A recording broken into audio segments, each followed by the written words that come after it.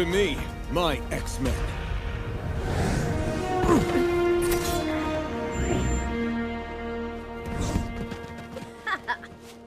What's good, everybody? Welcome to the second interview over here on my channel.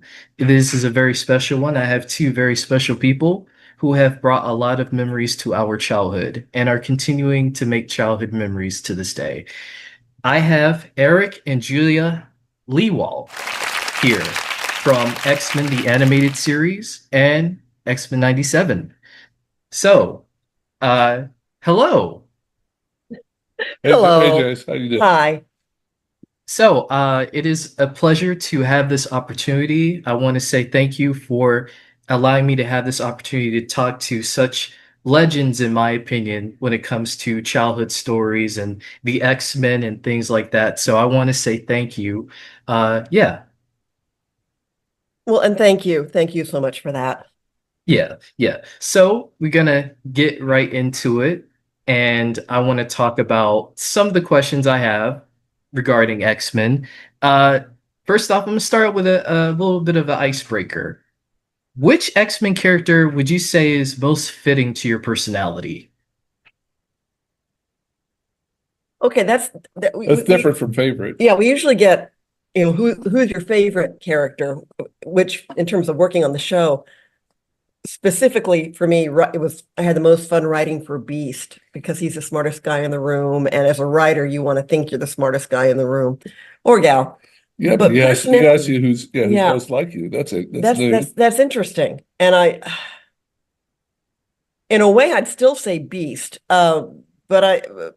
But probably a little Jean Grey, just in terms of trying to be trying to be there for everybody, juggling motherhood and writing and all that stuff when we first started working on X-Men. Yeah, I wouldn't think that, but that's a good question. Yeah, a lot. I mean, when we were doing the show in the '90s, a lot of people's favorite was Wolverine because he was so just emotional and unchecked All right, you egg-sucking piece of gutter trash.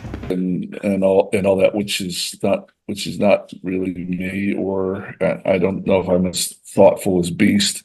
But when I asked about a character that I felt closest to, it was always Xavier, because my job on the show was to be in charge of a whole group of writers that were doing the stories, and they were all very different people, and I had to make all of their work fit together and kind of work as a team the way that Xavier had to do with the X-Men, because he's got these 7 or 8 people that are not anything like each other, which was a very specific decision we all made, which of the X-Men we're going to put on the team, and we wanted them to be very, very different from each other.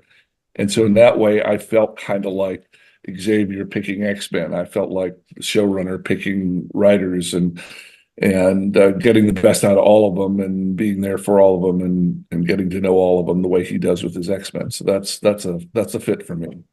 All right, all right. I like those answers. Jean Grey and Professor Xavier, two of the greatest characters in X-Men here in X-Men history and also Marvel history. For me, I may have a Wolverine shirt on, but it's got to be Gambit. I mean, I love Gambit. He's one of my favorite X-Men characters. I love everything about Gambit, and I think he's just a very interesting character overall. So I'd say like Gambit is more of like my personality, I would say. So, Nice choice. Nice choice there. yeah. I Thank you. was impressed when you were picking the team, as he mentioned, picking team members for what became X-Men the Animated Series. Gambit was maybe a year in the comic books. He was brand new as He a was real character. new and real mysterious, and we kind of ran with that because there are people like the Cyclops that have been around for 30 years. Mhm. And so you really knew them and you knew a lot about them and the way they acted. And Gambit was this new guy. And I even remember calling the head X-Men guy to comics and saying, well, what can you tell me more about this guy? Because he's just gotten started and seems kind of mysterious. And he said, no. And he said, no, we don't know much about him. We kind of like the fact that he's mysterious as he is. So we kind of ran with that. There wasn't a lot of Gambit background to work with in 1992. So we took that and enjoyed it rather than worrying about coming up with something that wasn't in the books. And looking back, again, reminding folks, 1992, it was a Saturday morning TV animation program, but for kids that ran on the Fox Kids Network on Saturday mornings. And Gambit was a real special character because he walked that narrow line where he might have done some bad stuff, and yet he was part of the team of heroes. But we got to play into that he might not always, be a team player, and that was very unusual back then. We were able to make the audience wonder a few times if he was going to be loyal or not. Right. And that's a nice thing. I mean, you don't wonder about Cyclops. I mean, he's there, and nothing's going to shake that. But that let us write different stories and give different scenes to Gambit than we would have given to anybody else, which was a real gift. Yeah, and I very much appreciate the stories you gave Gambit, even so early into his comic book, story and history. I would say that, what you have done has helped bring Gambit's lore even more greater into the Marvel universe. So thank you for that. You're welcome, and we look forward to the day when they come up with a really good Gambit live action movie. They're still struggling with that. And I thought the guy in the most recent Wolverine movie was good. Channing Tatum. Yeah, I thought he was funny. Yeah. But and they were having they were playing with that so hard, having so much fun with that. But I'd like to see as serious a movie about him as the movie Logan was about Logan. And one day they'll do that. We can hope. We only hope. I would love that. I would love that. Marvel, can we get that? Anyone listening? Yeah. Yeah. So I want to get into about you. How did you start out with X-Men, the animated series? Just tell me about yourself. Long story, kind of shorter, born in Wisconsin, raised in Texas, and senior year college in Texas, bumped into a casual friend who said, I'm moving to California to student teach music, and they pay people in Hollywood to write, and you really like to write. Do you want to come with me? And it's like, you mean you can just go to Hollywood? You can just pick up and go to Hollywood? And in that conversation, my life changed, because then but I'm telling you I've been out here longer than I believe you've been alive. I came out here and didn't know a soul. I mean, I didn't know a soul. There was no such thing as cell phones. The internet didn't exist. I really kind of felt like a pioneer just coming out here going, okay, all right, how do you do this? And again, to let folks know, it took me 10 years from the day I landed in Los Angeles to the day I got my first professional job as a writer to then get in as a writer in Los Angeles. And that was at the Disney Afternoon, writing for Chippendales Rescue Rangers, Goof Troop, Darkwing Duck, Winnie the Pooh, and one more that just flew out of my head. It'll come to me. Tailspin. Yeah. And from there went on to work on other shows. But it was a 10-year effort to get that first opportunity. And that first opportunity being at the Disney Afternoon, I have made my best friends were other people there at Disney Afternoon that I got to meet. Guy in the office next door was him. My office is next door. Yeah. Wow. I was there already, and I started a couple as a writer, fellow writer. Yeah, I started about 3 years before she did in the business out here. Same kind of thing. When I was little, I grew up in Minnesota, but I like middle school, high school, college was East Tennessee, so not far from you in Knoxville. I came out here loving movies and looking to see where the work was. And it just happened that, it took a few years, but it happened the first door that really opened happened to be animated TV. A neighbor was working at Hanna-Barbera as a writer, and he just said, look, I know you've written a dozen scripts. Hanna-Barbera just got a big order. This is 1984. Just got a big order, like doubled. They're going to have double their output for next year. And it was a thing called syndication had started. In the old days, in the 60s and 70s, you just get, like, say, 13 show episodes for a show on Saturday morning, or even something like Flintstones might be even in the evening, but you get an order for 13 for a network show. and that would run for the year, and they'd show repeats. Someone figured out you could show shows Monday through Friday, and so instead of ordering 13 episodes of Scooby-Doo, they would order 65 episodes of Transformers. And so Oh. suddenly they need instead of 13 half-hour scripts per season, they needed 65. And so there was a door opening there that my neighbor said, "Look, I can show one of your scripts to my boss that, they're looking for people." I said, "Thank you." And he said, "Give me something short and something funny." So I had kind of something of everything and got my foot in the door. Another friend from Tennessee and I had our names on it, and we went and pitched together, and we got one assignment, and that led to like 15 years of a couple of years at Hanna-Barbera, and then over at Disney when 3 years at Disney. 3 years at Disney, and at various places. It's very much gig work, especially now. They'll get a show going, and you get an assignment or you don't get an assignment, and the way that you got a steady income and were able to raise a family like we did was if you got to be in charge of a show. Because then, if they ordered 26 episodes, 65 would be great. But say they ordered 26 episodes, you'd get a check, a fee for every one of them if you're the supervisor. If you're a scriptwriter, you get one, and then you wait to see if your supervisor likes you or not, see if you get a second one. So we really, as early as we could, started looking. Both of us started looking for jobs where we could be running a show and be there the whole length of the show, and that way have a comfortable living rather than the kind of the gig work that can make it so tough out here. But understand, we've each written between us, written or been showrunners on, golly, what did we count up? We've each worked on more than 50 different shows. Right. Yeah. Wow. And we got a friend a wonderful artist, Larry Houston, who was the head artist director on X-Men. On X-Men. First African American to design for Saturday Morning back in the late 70s. He's worked on over 100. Yes. And it just shows you do a couple months of good work, and somebody else needs you, and then somebody else needs you, and then if you're flexible enough and lucky enough, and you keep getting employed, and you meet lots of different people, and some of them are wonderful, some of them are just it's like pulling teeth, but you never know as you get in there with them if you fit creatively or if you don't fit creatively. But the top thing for us was getting together with Larry on X-Men for 5 years. And that was 4.5 straight years of work.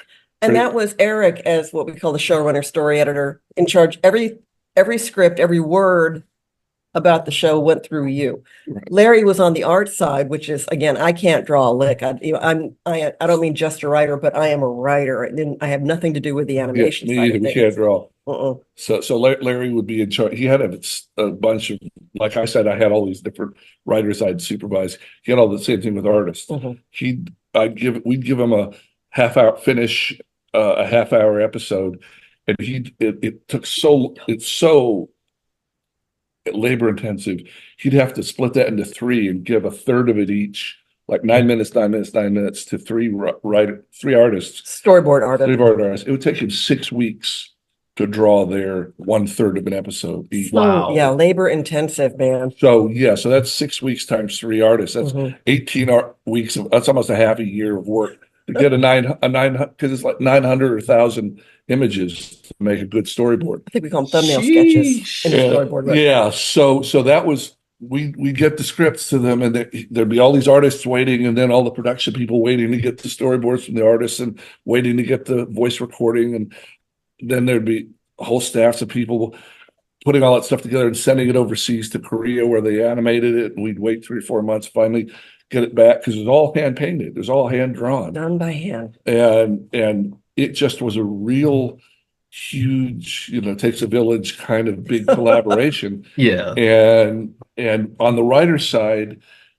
we obviously listened to what everybody else needed from us so that we wouldn't write in, okay, and then they blow up 3 planets. You could just write stuff and not hear back from the producer saying, we can't afford that, So we would be talking to them all the time, but everybody pretty much was in their own trench, working as hard as fast as they could. and handing off to the next person down the line until finally you'd have this finished product that would have had hundreds and hundreds of people Yeah. contributing to. So Mhm. when we say we were, your showrunner, well, that's just one job out of 100. That's just one job out of 100. Just holding the whole thing together, kind of. Yeah. Yeah.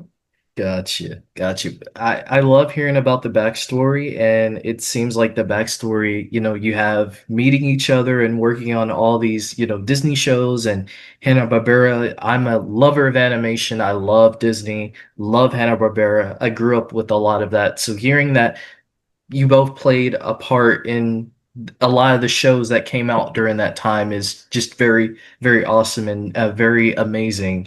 I want to ask you, you kind of already answered my question, but Larry Houston, as we know, he plays a very pivotal part in creating the series. Would you say that yeah. you worked very close with him with the animated series? It's funny because even though we were in contact almost every day for 4.5 years, we almost never saw each other. He was off Wow. in a building with his artists in his and I was working from home. We're in the home office now, where we Now our fancy Yeah. home office, but And- back then it was like a dining room table at our and first so home the way we'd interact, this is before the internet, which is weird. before this.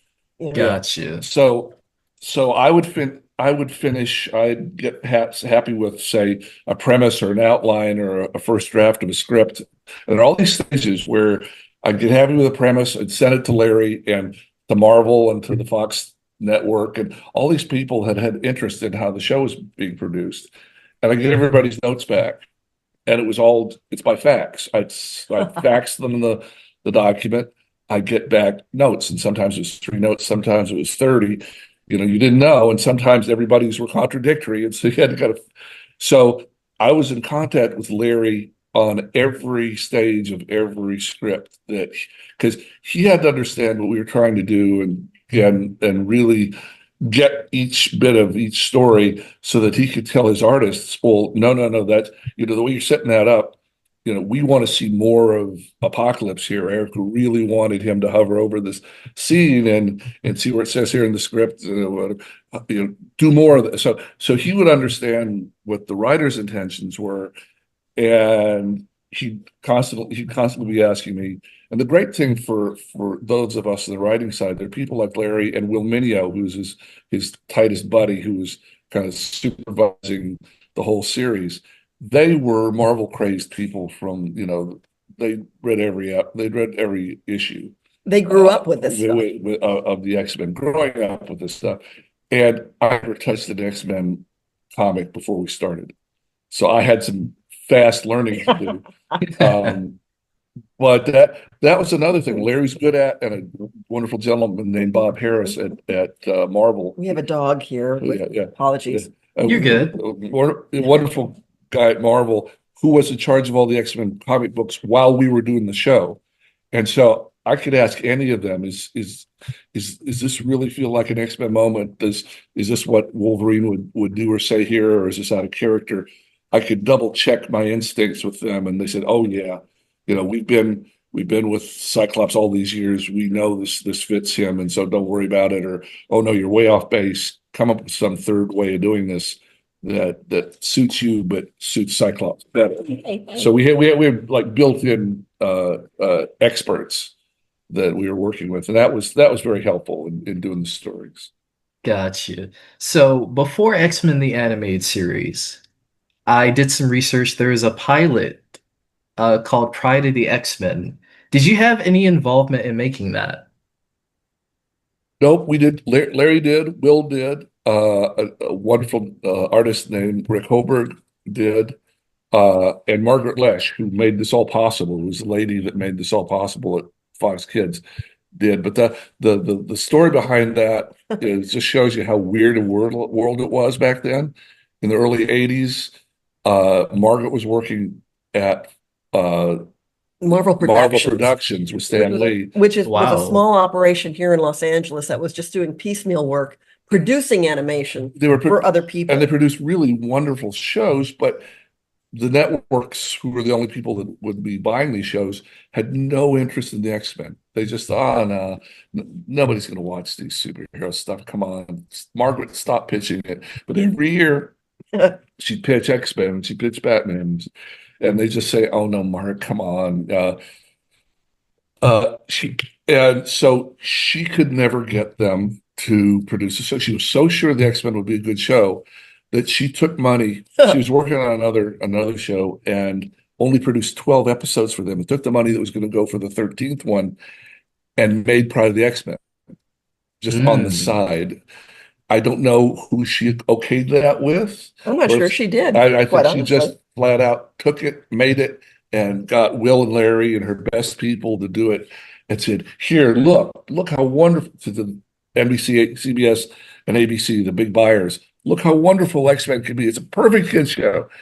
And they looked at Pride of the X-Men and said, you know. No. And so it didn't work. They just didn't, they somehow, they're talented people, but that one didn't come together. In defense of everybody, Margaret and Larry and Will and everyone you've mentioned, there were people above them in this production that were too many cooks in the kitchen stirring the pot. Yeah. For example, if you go back and look at Pride of the X-Men, and this one kills me. Wolverine, still cool. He has an Australian accent. I noticed that.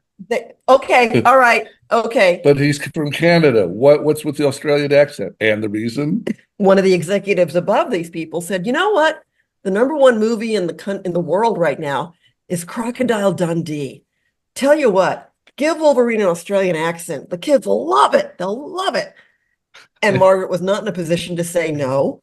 Neither was Wilminio, but it was that. Larry, they hated it. They hated it. But it was that kind of decision making above them that kind of tanked the project. Yeah, the people above them kind of were trying to make a commercial and didn't really have a handle on writing a really good character story.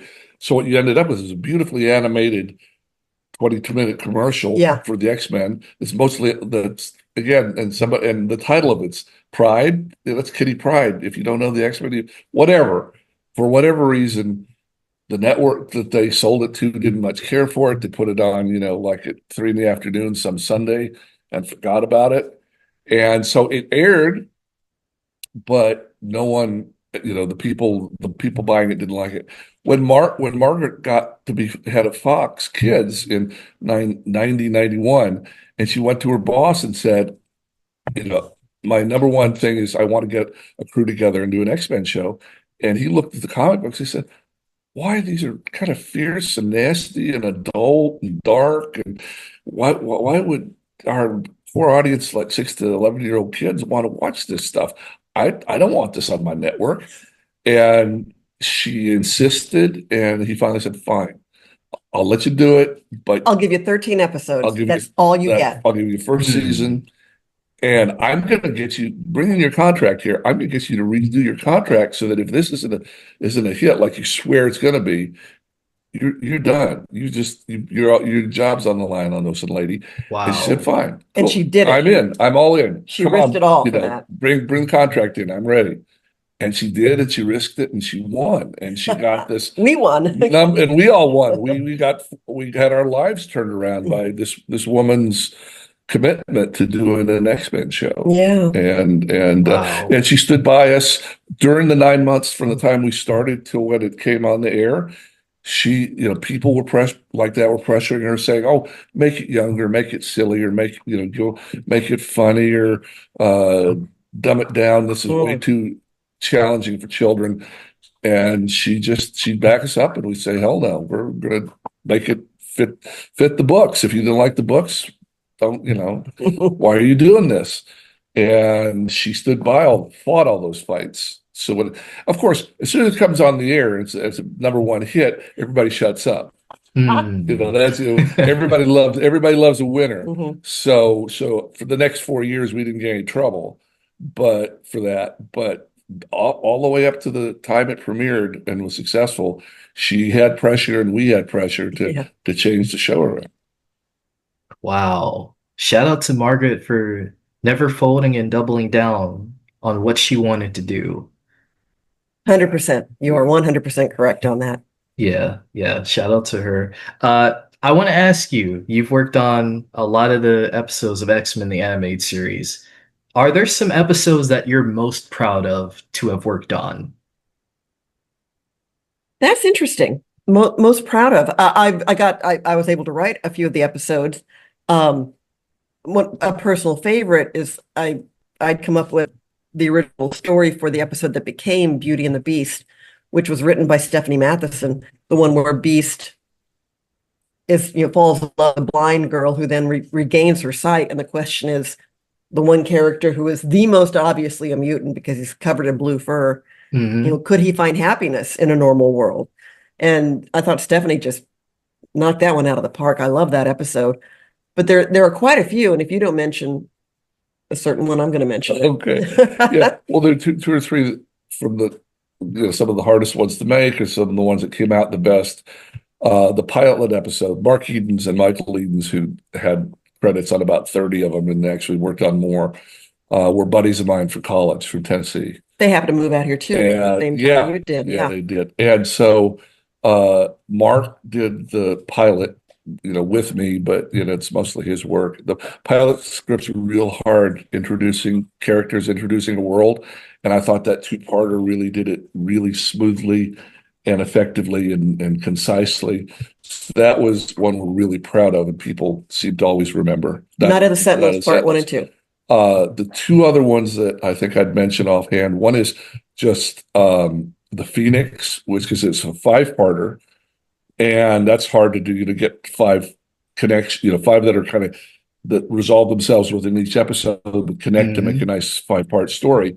And I was able to get Mark and Michael to be the only writers on that with me. So just about everything else, just like whoever's free that week, I'd get him or her started on it. But that one, we had a little extra time that year, and I asked if we're going to do a 5-parter, can I do it with my buddies? So that was one we're proud of. But the one that's, I think Julia was going to mention, most proud of was 4th season, I think it is. Yeah, it's about episode 50. It's called One Man's Worth, and Two-parter. It's a 2-parter, and it's one of those things. A real simple idea came to me. How do we show why we care about the X-Men? Well, let's do an episode about what if the X-Men never existed, and how do you make that happen? Have someone go back in time and kill Xavier when he's 20. So before he can form the X-Men. So you open up the show, and it's this horrible timeline, and the world's gone all to hell. And okay, this is what life would be like without the X-Men. Well, I'm stealing from the movie It's a Wonderful Life, where the angel shows Jimmy Stewart what the world would be like if he hadn't existed. I'm stealing from a Star Trek show, which is a favorite we grew up with, from the original show called City on the Edge of Forever, where a time portal shows Captain Kirk what the world would be like if this one person, this one woman that he's in love with, is allowed to live. And it would change everything and turn everything upside down, and he wouldn't exist. It's a time travel thing. Well, anyway, so I stole from those 2 stories in the back of my mind, and all writers do it. But setting up that One Man's Worth was really felt like the best new story that we came up with for the X-Men out of all the ones in the series. And it, as Julia will tell you, it led into something special. So what would happen is there was the 30 years of the X-Men comic books up until tapped to start doing the series, and writers would pitch you original ideas, pull some ideas from the books. There are very few actual stories Adaptations that are straight up that are genuine adaptations of the books themselves. It's a testament to the episodes that people say, oh, that's from this book and that's from this book. Very, very little of them actually are, but the fidelity to the book. Yeah. So you would be pitched things from writers, you would come up with ideas, we would come up with ideas and pitch them to you. This one thing, what became One Man's Worth, then each season you would take a bunch of stories and and talk them over with Bob Harris from New York. And let them know in New York what we were working on, and they'd like it or they wouldn't like it, and they'd give us some notes, although we had final say on it, which is very weird. Now, think of that Marvel didn't have final say, we did. Yeah. But he really smart. He saw we had an outline for this story, this 2-part story, and he saw it when he came out here for a visit. He said, "Oh man, that's cool. Maybe we could do something from that in the books." And he spent the next 6 months with his writers setting up what became Age of Apocalypse. Ooh. So one man's worth about going back in time and killing an X-Men. Killing Charles Xavier. Yeah, became the basis or the spark or the thing that got Bob and his writers starting to think about Age of Apocalypse, which we made us feel great because we'd taken inspiration from some of their stories, and we thought it was really cool that they could take inspiration from one of our stories and run with it and come up with something that good. And if you go back and watch the 2-parter, you'll see characters in there that were pulled from the Age of Apocalypse series, a book run, because they were working on it.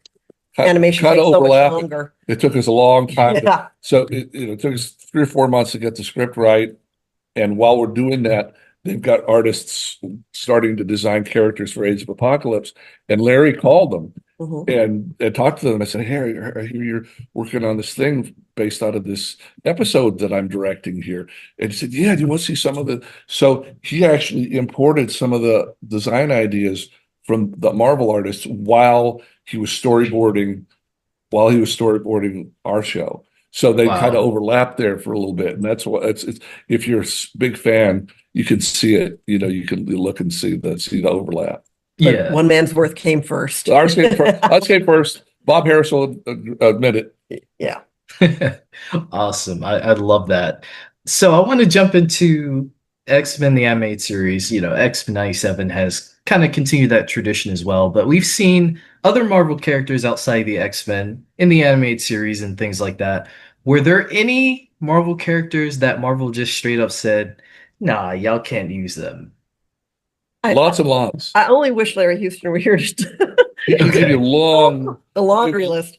And there are lots, there are probably 30 or 40 in our show that did cameo appearances that legally shouldn't have been there. But it was a function of it's the X-Men, it's Marvel. This is the new series that's trying to introduce Marvel to the general public. And Larry drew Spider-Man in as a cameo in one of the first episodes. It went through legal, and legal said, "No, you can't. No, because Marvel at the time was going through financial trouble. They'd sold off the rights to Spider-Man, Fantastic Four, all sorts of groups of people. So we only had a really narrow group of X-Men people that we were supposed to have in our shows. And then Larry figured out, wait a minute. If I just put in like a hand in a web and I don't call it Spider-Man, and it went through and got no note, or then he'd have the Watcher said, or you'd have Thor standing somewhere with a hammer and just said Norseman with hammer. Yeah, and it wouldn't call out the copyrighted trademark name. And the storyboards weren't in color. And storyboards were hand drawn. And so those all got through, and all those cameos you see from other series, they're not supposed legally. If the lawyers had known what Larry was drawing, they would have made him take it out. But to Larry's infinite credit, being a fan of the books, he said, I would be reading a book and there'd be Thor, swinging through, and it'd have, we want to know more what Thor's up to, go see that, and it would tell you where to go to find a different character in a different series of books. And he thought I love that he brought big stack. Once he figured out, okay, if I don't call them out, but I can draw them in, he brought in a big stack of his own comic books and put them on the photocopier at Groz Entertainment, where they had a small artist's working room. And he said, every time there's just a general mutant 1, mutant 2, mutant 3, you come here, you find an actual character, you don't call it out, but you draw them in. And that's how it got started. And we tried to be careful, because you don't want to have a character drawn in that you're then going to use a year later as an actual character. But there's so many Marvel characters by then to use that he could have fun like this. And it rarely, only once or twice looking back, I said, oh my God, he put Mystique in the background in episode 5, and then we pretend that we've just met her in episode 11, whatever there are one or two places like that where it stumbled, but almost all of them he was careful with. Oh, yeah. Gotcha. That's very smart of just kind of putting those in like that, not really saying too much or doing too much, just kind of putting them in there. I like that. I like that X-Men the Animated Series was able to kind of show other Marvel characters existing throughout that universe. So shout out to Larry Houston for that. Larry Houston. Yeah. So I want to ask you, who do you think is the most underrated X-Men character? Well, if we're talking good old X-Men the Animated Series, Dear Cyclops did not get a lot of love from the general public. Everyone wanted to be Wolverine because you got to stab people and just. But Cyclops really had to make some very difficult choices, and I think X-Men 97 has done a bang-up job, sort of giving him his due. Oh yes, he's really emerged. I mean, it comes down to a lot of times to the showrunner. The kind of stories that intrigued the showrunner on the first season of X-Men 97, he was out front about it. He says, I love Cyclops, and I love stories that reveal more of his character. Mm-hmm. And so he just would lean to giving him more screen time and picking stories from the books that featured him more. And so that's I think we used him well, but we didn't use him as much as 97 did. The one I'd pick was the other of the two first X-Men was Jean Grey, in that she is just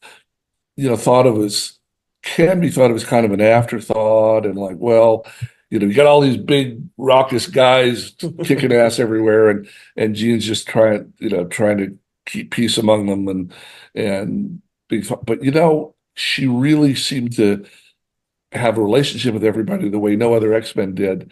And there were moments of heroism, like in the Phoenix stories, where she would just sacrifice herself for the world. Mm-hmm. And so she had a presence, quiet presence and a strength that some of the flashier folks didn't.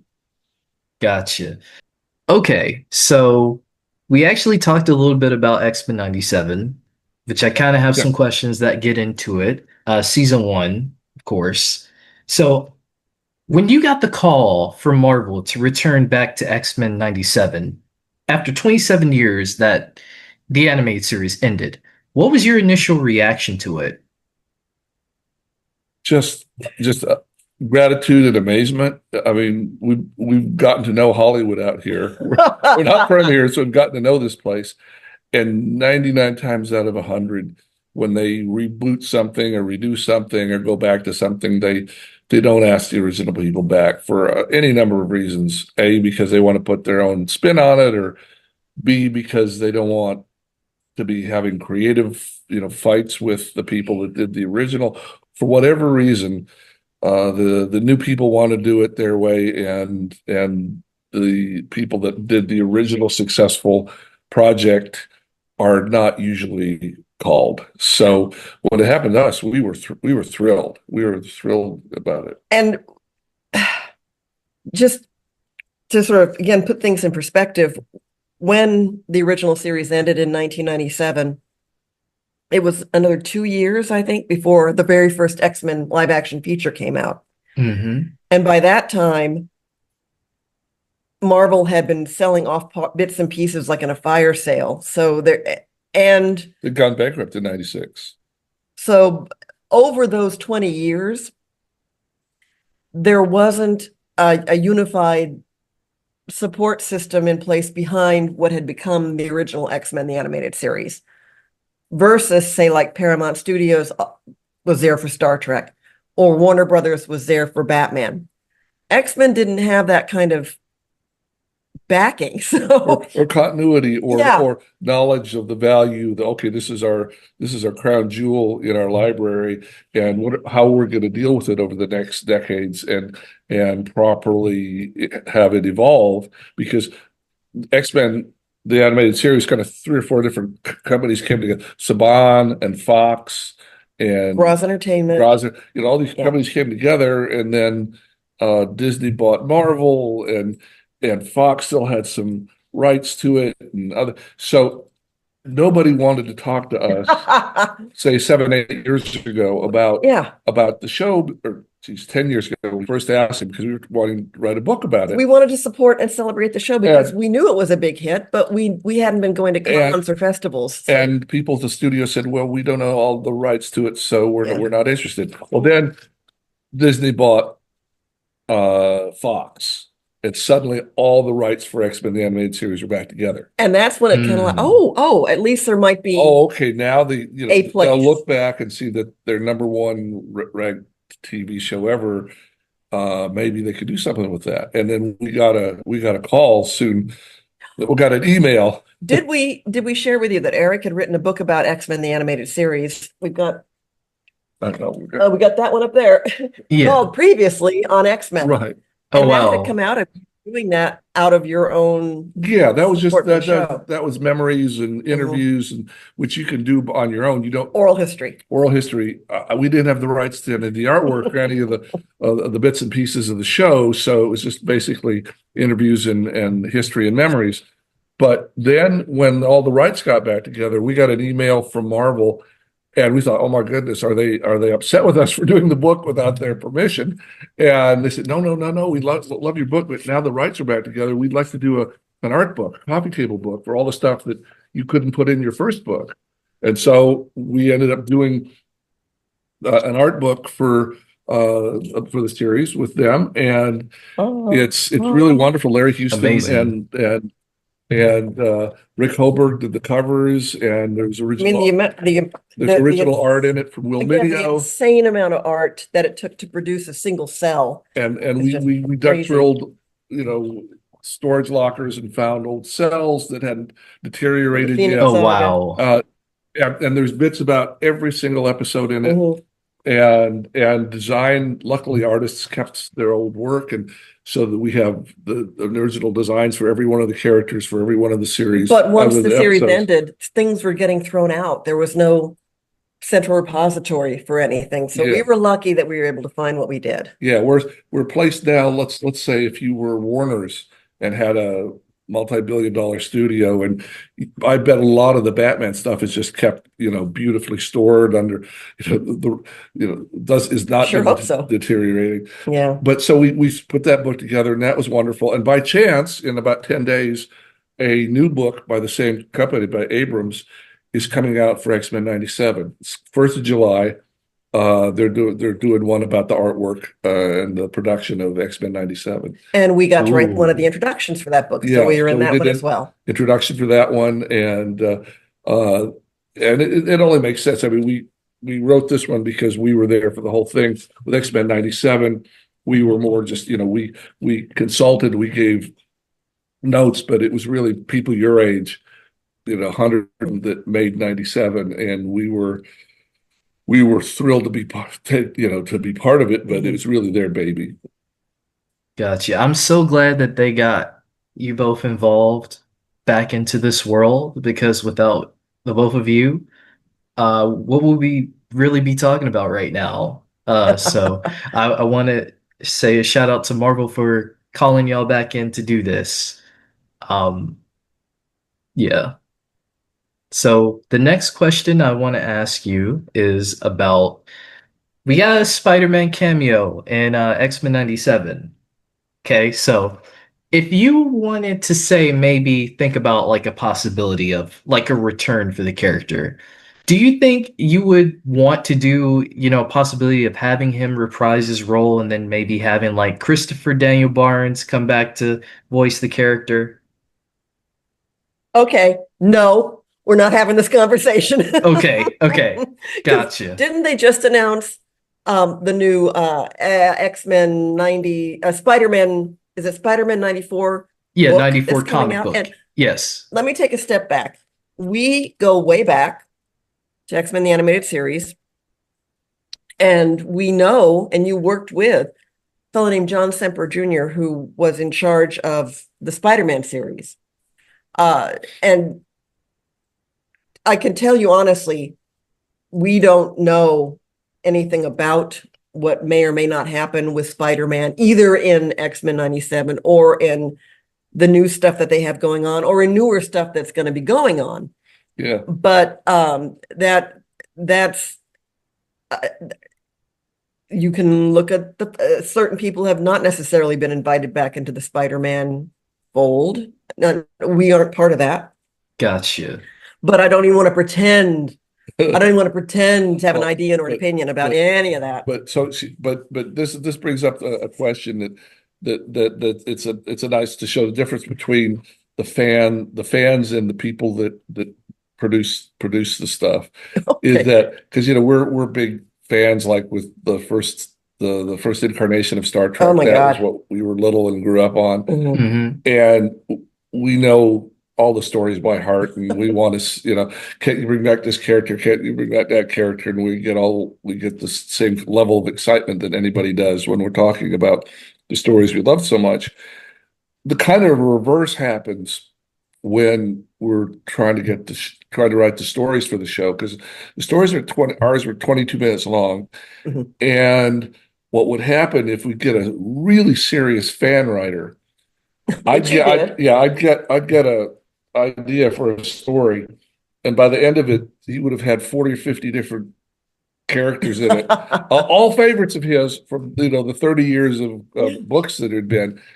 Sorry. And we'd have like 3 seconds of screen time to show each one and each one's power to be. So there was always a fight. If you'll notice, a lot of the X-Men episodes are just 2 or 3 of them having an adventure, and then you cut back and the other 2 or 3 are somewhere else. Just Mhm. moving 8 or 9 people around and having them struggle against other groups of 8 or 9 people. And it just becomes ungainly and unwieldy. And if we had 200 minutes instead of 200, instead of 22, we could address all those people and give them their minutes and give them their time to show off their character and make the audience fall in love with them. But we always found ourselves in the writing of it trying to get rid of as many characters as we could, so we Yeah. could focus on the four or five we're trying to tell the story about. So when fans ask us, well, what do you think? Do you think it might be cool to add, these 3 or 4 people to one of the stories?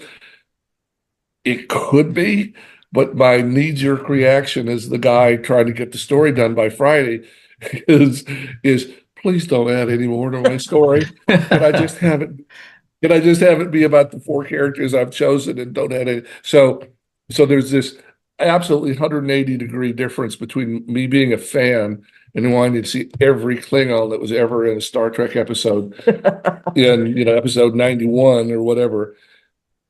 And the person that has to write that episode is, can I get rid of some of these? So there's this tension.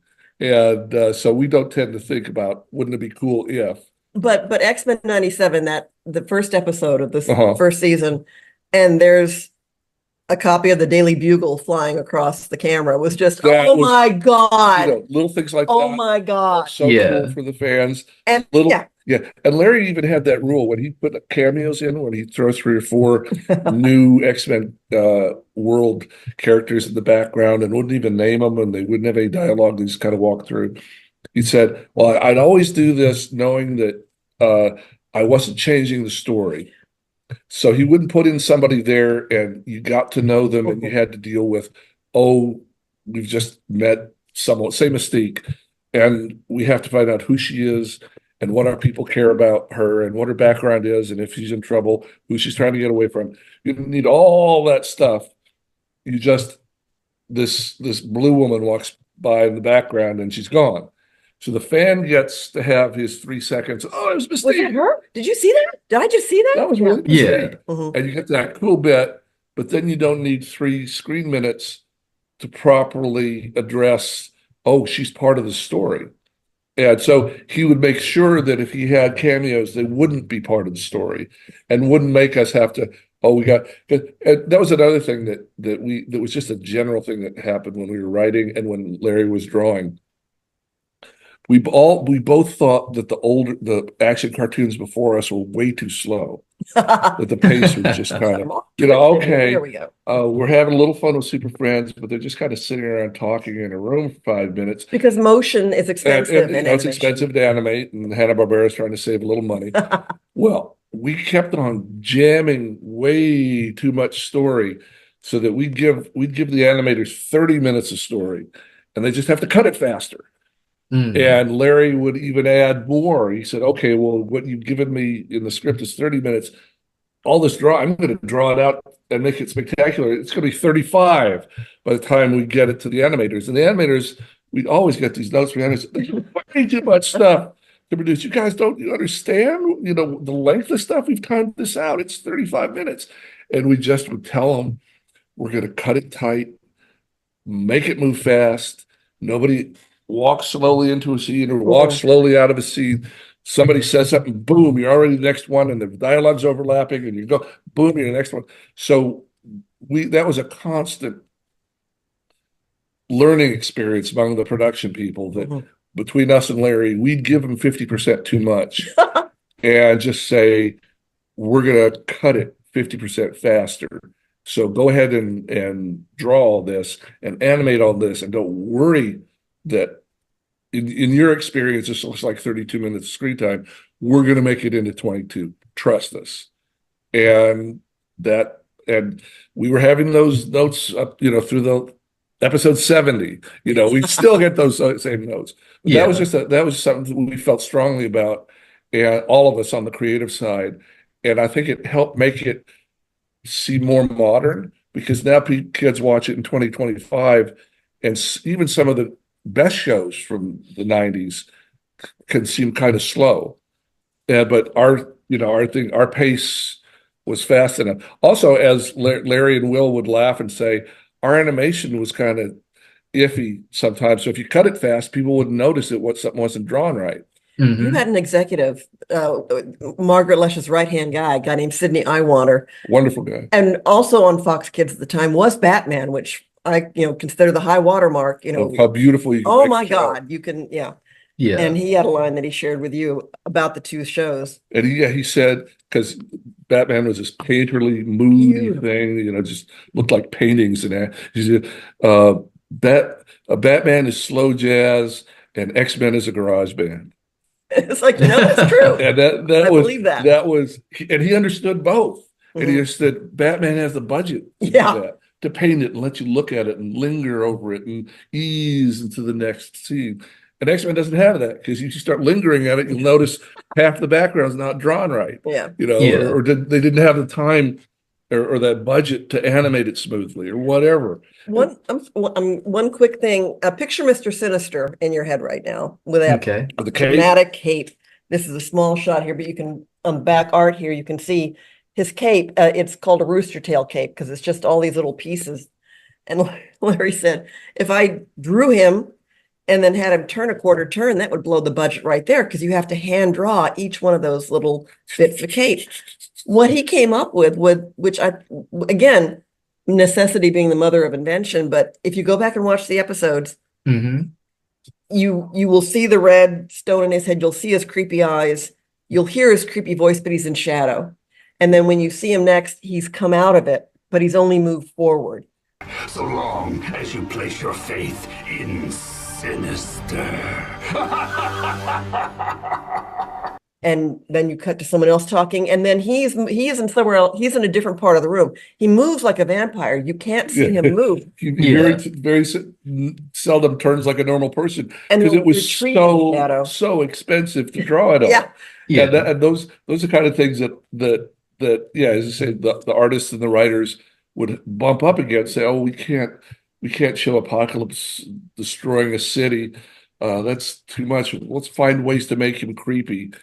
But with his voice, or make him creepy with a shadow, or find ways that won't bust our modest animation budget and the schedule we've got going. And then with the new season of X-Men 97, in the first season, the delicious fight with Mr. Sinister and Jean Grey, Marvel Girl, at a bowling alley. And it's just, oh my God. And you and Larry and I kind of laughed and said, oh, that's what you can do if you have time and money, because the capes are flying and it's all this amazing stuff going here and there. But yeah. And we love we love the fact that the new show has such a deep budget Oh my gosh. and such talent and all the the new computer technology they've got going. Yep. We talked to them about it at length and said, you guys have all these advantages of time and money, but you also have the layers of oversight and thinking about it and redeciding stuff. So they have hundreds of people looking over. We were basically kind of going by the seat of our pants and cranking it out as fast as we could. Like we were doing a daily newspaper or a weekly magazine or something. Daily boom, Bugle. boom, boom. And so in that way, they envied us because they didn't have to rethink things a lot. They didn't have 15 executives overseeing them or whatever. So many people have a stake now in the future of Marvel. It's such a huge business. It's so successful that you can't just kind of do something casually. And we were kind of doing it under the radar. We were kind of doing it for the writers and the artists, kind of for ourselves. And you can't do a show for a huge successful company that way. So those are the two things you balance. And they have 30 more years of comic book material. Yeah. 60 years of X-Men books now to deal with. Yeah. It was hard enough to try to integrate as much as we could for 30 years of books. Now they got 60 years of books, 9 movies, our show. They got all this stuff to remember when they're writing their stories. And that's just, it's like I don't have the computer capacity. I don't have the space on my hard drive to store all that. But the people that did the new show did. They really knew the 60 years backwards and forwards. And they really understood the references and the details and what would matter to somebody that had read a comic from the 70s, the 90s, and the 2010s. And they'd make all 3 references right. Those guys they were so thorough. It knocked us over. And they've invited us and Larry back as consulting producers. And speaking to you and me, saying we want you to be our first audience. We want to show you like the scripts and the animatics. Again, animatics, that's brand new generationally. And I like to think that we're kind of institutional memory. A thing I caught was there was a moment in the first season where the X-Men were together and someone turns to Beast and says, now Henry, and I said, in the whole X-Men run, he was never called Henry. He was Hank or Hank McCoy or Dr. Henry or Mr. Henry McCoy, but he was never called Henry because Henry was Henry Gyrich, in our series. Yeah. So it's that kind of small fidelity stuff that a new writer might not have. It would just blow by, and that's fine. But at least we're contributing in our own way. And just a nice thing that we can talk to you guys about. They know, everybody knows they're planning a season 2, and that they've now sworn they're sorry it's taking them so long to get it right. They've sworn that it's going to be out next year, probably. We don't know when. We don't know when, but we don't know when. It's definitely going to be next year. Gotcha. And they told us they absolutely are working on the 3rd season, which is public knowledge. Everybody, all of us know that. And they're not going to wait 2 years. They're going to do, that was just going to be the fall. It's going to be like 12 months later. It's going to be 2027. So 2026, 2027 are going to be seasons 2 and 3. I got, okay. That's excellent. So that's that. You heard it from him, not from me. Yeah. All right. So that's all. It's wonderful to know that y'all, the fans were big enough and supportive enough of this first season that they committed not just to 1 more, but to 2 more. That's true. That's awesome. True. And we can always keep our fingers crossed. And let it go on for 10. Love to have it run forever. I would love 10 seasons. Like this, the first season is just amazing, and I love the X-Men characters just across the board. There's so many stories they can tell. Yes, there are. And the fact that man, because who knows, we were kind of laughing that, boy, it was fun. It was wonderful fun. Best job we ever had for me as a writer, for you, working on the original X-Men series, and then to sort of sit back and see what X-Men became, because when X-Men the animated series came out, it was the biggest comic book, but the comic book culture was such a smaller part of pop culture. And Yeah, you're probably not aware of that, but when we were young, it was just tight. If you had 1,000 people at your high school, there maybe were a dozen or two that were into comics. it's a different universe. It was just not the center of, and there was not if there was a Superman movie or Batman movie, once every 10 years, Yeah. there'd be one or two of those, and that was it. There were no X-Men movies, there were no Fantastic Four movies, there were no, there's just and no Spider-Man movies. So for better or ill, there is now a subgenre of film that is a superhero film that didn't exist before. yeah. You had musicals, you had film noir, again, for better or ill, but I will take it that X-Men the animated series introduced a generation to the Marvel characters, and then they were ready when the live action film came out, and the success of that generated enough monies that, oh, we could do another one. Oh, wait, we can look at the Marvel family And you and could try Iron Man. Iron Man, we can try Thor. I truly believe X-Men the animated series was either the gateway, the bridge, whatever you want to call it, that then led to where it is today. Yeah, because people in Hollywood don't like to take chances with their money. Nobody does. And the main reason that somebody had the impetus to do the first X-Men movie in 2000 was that Margaret Lash could show it. Look, for 5 years, it was a #1 kids show. There are tens of millions of fans out there that love these characters, and they'll say, "Well, I don't know if it translated live action. It's different. It's a different people." Finally, they just gave in. It's okay. We'll try one. Oh, made them $1 billion. Cool. And then they kept trying, Yeah. but they did not. They weren't bursting to try one. They were resistant, just like they were resistant doing our show in the first place. Gotcha. Wow, that really brings a lot of context into just the animated series, how it played a big part into just continuing the X-Men throughout the media over the years. So amazing how something just like this could just bring about a blossom into more generations getting introduced to the X-Men and loving and falling in love with these characters even more. So awesome. I want to ask you about season 1. Have you heard anything about like a physical release, like a DVD release or anything like that? I can tell you we haven't heard, and I can tell you I campaigned for it. Are you old enough or young enough to remember the Pizza Hut promo? And now you can get a Marvel Comics X-Men video, a mini comic book, and trading cards for $4.99 with any pizza purchase. There are 2 X-Men video packs to collect, and you can get your claws on both of them exclusively at Pizza Hut. This is from 1993. Oh, wow. Pizza Hut. Yeah, this is. Or even the fall of '92. Yeah, this was. Pizza Hut had a special deal where you could go in for very little money.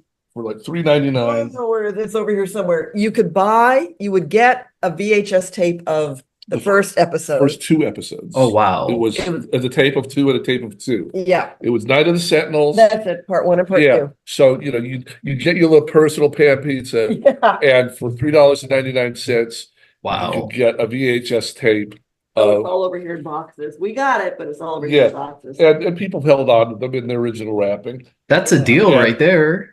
Yeah, Pizza Hut. Go to Pizza Hut and get your see Pizza Hut deal right there. There. Is that drawn by Jim But- Lee? So, I think so. Yeah, Yeah, I think they used his stuff here. Sure, it sure looks like it. and you would get a drink cup. If you can see, I'm pointing back there. You get a drink cup. Ooh. There were 4 different patterns. The point is that was one of the first. Okay, if anyone's listening, can we do a deal with Pizza Hut again? Yes. You go to Pizza Hut and you get you get a pizza, and then maybe you get a code. And Yes. the code maybe gets you some way to get a high-res Blu-ray. Dang it, I want Blu-ray of X-Men the Animated Series. Batman had the most beautiful release a few years ago. I do I am a remember fan that. of physical media. I'm a Me big fan too. of physical media. Yeah. So I would love it.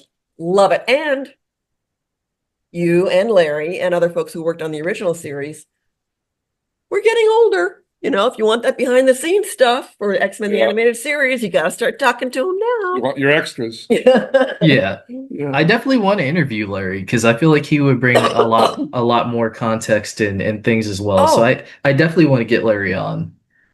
Encyclopedic knowledge and love of the work. Yeah.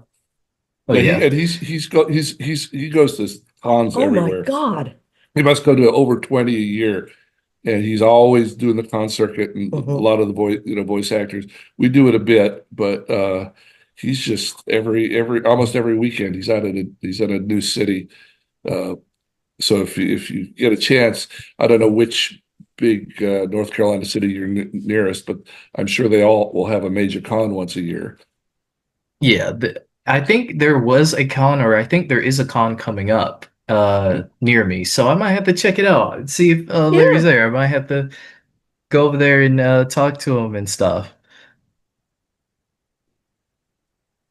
So yeah, I have two other questions. I had a ton of other Sure. questions, but I don't know if I'm going to be able to get to them. But I do want to say like these last two questions. So, Okay. video games are very popular. If Marvel Games approached you to do an X-Men 97 video game, would you be interested? Yeah, but they're and our boys who are in their early 30s Our young adult sons. really grew up as nonstop gamers. Yeah. So believe me, we understand the joy and the excitement that the whole world of video games is huge. It's bigger than movies and TV put together. But the question is, we always enjoy being part of stuff that's X-Men. Is there's a whole craft to creating a good video game story that builds into the gameplay and building in the gameplay. It's a different set of All, muscles. yeah, it's just like people ask if we'd like to write a comic.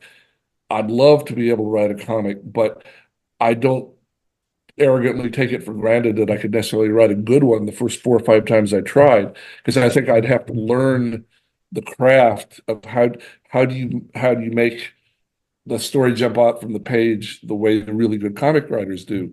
Same thing Yeah. with TV animation. It's its own craft, and it could be fun, but I think there are people that really know how to write a game and parcel it out through the game and have the 15 different possible outcomes or whatever you need to do to make a Mhm. game fascinating and compelling and make you stay in it.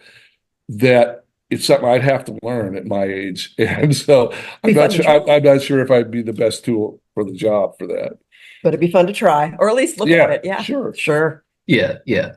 Okay, so we actually know there is a video game based on a very popular X-Men character that's going to be coming out sometime.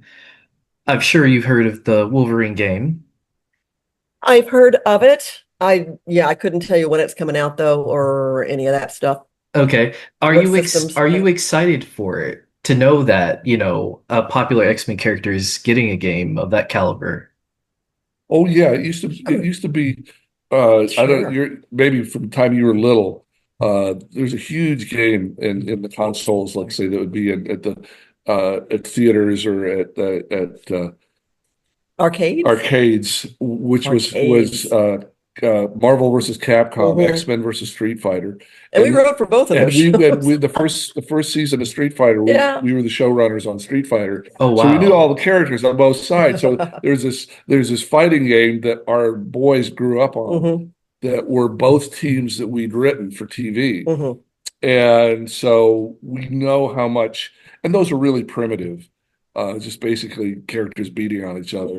But we know how much that penetrated, and for some large chunk of fans, that was their first exposure to the characters before the TV show, certainly before the comics. They got into the games and That's said, right. maybe I want to read more about it, or it's on, there's some DVDs out. I'll check out the TV show. So yeah, it's a fascinating universe that's meant a lot to our sons and their entire generation.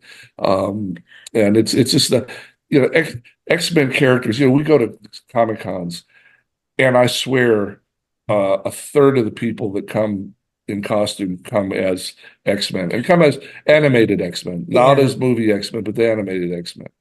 And that's just real, heart rending for us. It's just the fact that 30 years later, after we did this, that people are dressing up about the characters that we wrote these stories for. It's just very, very gratifying. Yes. Yeah. Yes. Yeah. I love seeing the cosplays and just the fan art and all of that, just growing up with the animated series and now being older and watching X-Men 97. It's just it feels like being a kid again. It feels like being a kid. So I love with X-Men 97 that for folks who found the original series, whenever they found it in their lives, whether they're original Fox kids, TV kids, or however they found it, for those who were there from the beginning, 25, 30 years have passed. We have all experienced those years.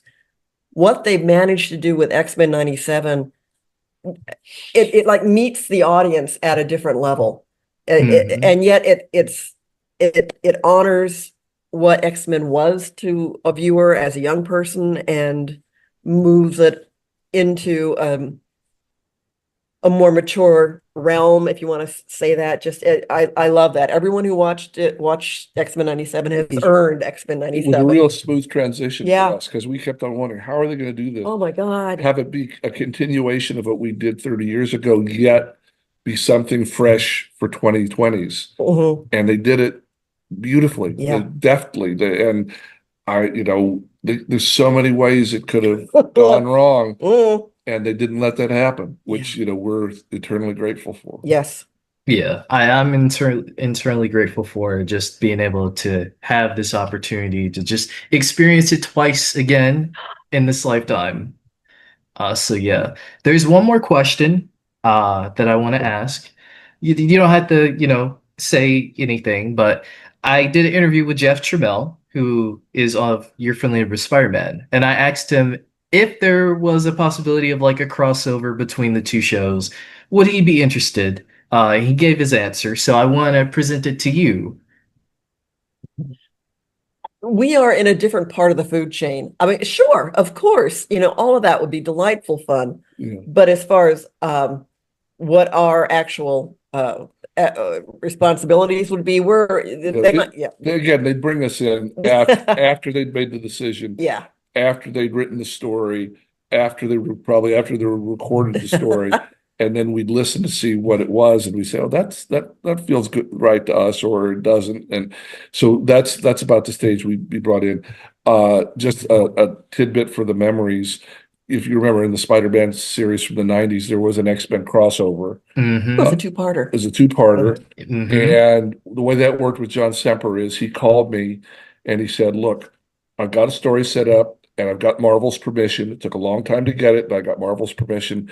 We can bring, this many X-Men characters over, and I've got the story set up in the Spider-Man universe here. And but what I'd like you to do is bring a writer." I brought Michael Edens, one of the Edens brothers, "and you two come over and do the dialogue for the scenes. In other words, I've got the story pretty much laid out, but since you guys did 5 years of writing these people and their voices, I'd love for you guys." So we did that. So we went and did on that crossover for the Spider-Man show. We did I don't remember what kind of credit we got, if we got any, but the point was we did the X-Men characters dialogue, and that was fun, and it was a nice it was a gesture, and it was a smart thing from him because he could have done it himself and it would have been fine, but this way I think he made all of his bosses feel comfortable that, "Oh, I'm bringing in the X-Men people to do the X-Men dialogues. Don't worry, the characters will be right." Gotcha. All right. I think that is all the questions. I want to say thank you again for giving me this opportunity to interview you and just bringing us some insight on this childhood, memories that we have with X-Men and continuing it with X-Men 97. So is there anywhere that the good people can find you? I probably spend too much time on our Instagram, Not as much now on X Twitter, but we are there. And we are X-Men TAS, and that's for X-Men the Animated Series. So Okay. X-Men TAS on Instagram, on Blue Sky, on Twitter. That's the two of us. We also have an email, xmentas92@gmail. And if you and we have a website, xmentas.com, that could use a little sprucing up, but you can find us there. We've got lots of the memories and Mhm. images and things that we spent a couple years filling it with fun stuff, but we really haven't kept it going the last couple of years. But that's also how That's people can reach available. out to us. Yeah. So Got X-Men you. TAS. All right. I'll make sure to link it down below in the video, in the description of the interview. And is there any last things that you want to tell the fans? Couldn't have imagined we'd be here talking about a new iteration of X-Men, and we get to be a part of it, and we enjoy it so much, with gratitude for having been able to work on a show that really came out of nowhere and reached the kind of audience it did. Yeah. Eternally grateful. Yeah. All right. Well, that is the interview. I hope you all enjoyed, and thank you all so much. Until next time, big love to you all, and peace out.